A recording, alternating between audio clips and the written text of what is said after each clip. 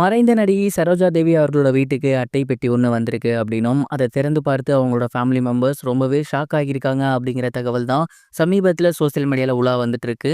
என்ன நடந்திருக்கு அப்படிங்கிறது தான் இந்த ஒரு வீடியோவில் நம்ம பார்க்க போகிறோம். பிரபல தமிழ் மற்றும் கன்னட நடிகையான சரோஜா தேவி அவர்கள் சமீபத்தில் உடல் நலக்குறைவு காரணமாக இறந்து போயிருந்தாங்க.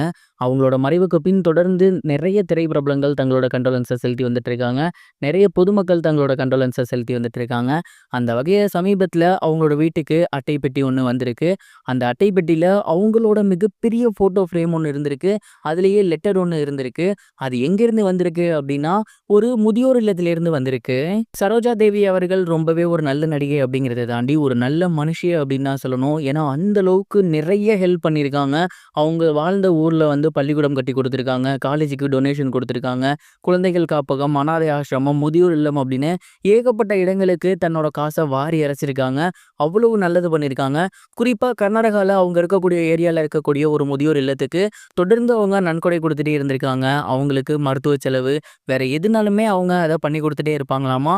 அந்த ஒரு முதியோர் இல்லத்துல இருந்தால் பார்த்தீங்கன்னா இவங்களுக்கு ஒரு அட்டை பெட்டி அனுப்பியிருக்காங்க. அதாவது அம்மாவோட இறப்பு அன்னைக்கு எங்களால் வர முடியலை, ஏன்னா அவங்க மிகப்பெரிய ஒரு நடிகை, அவங்கள பார்க்க மிகப்பெரிய ஆளுங்களாம் வந்திருந்தாங்க.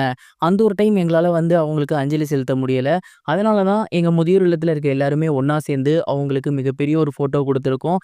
அவங்க இருக்கும்போது எங்களுக்கு எந்த ஒரு கஷ்டமும் இல்லை. ஏதாவது ஒன்றுனா அவங்க பார்த்துப்பாங்க. இதுக்கப்புறம் நாங்கள் என்ன பண்ண போகிறோமோ தெரில அப்படின்னு ரொம்பவே எமோஷ்னலாக அவங்க பேசியிருந்திருக்காங்க. அந்த அட்டை பெட்டியை பார்த்து அதில் இருந்த லெட்டர்ஸை பார்த்து அது மட்டும் இல்லாமல் சரோஜாதேவி மேமுக்கு அவங்க இரங்கல் தெரிவித்ததை பார்த்து அவங்களோட ஃபேமிலி மெம்பர்ஸ் ரொம்பவே ஷாக்கிங்காகவும் அதே நேரம் எமோஷ்னலும் ஆகியிருக்காங்க.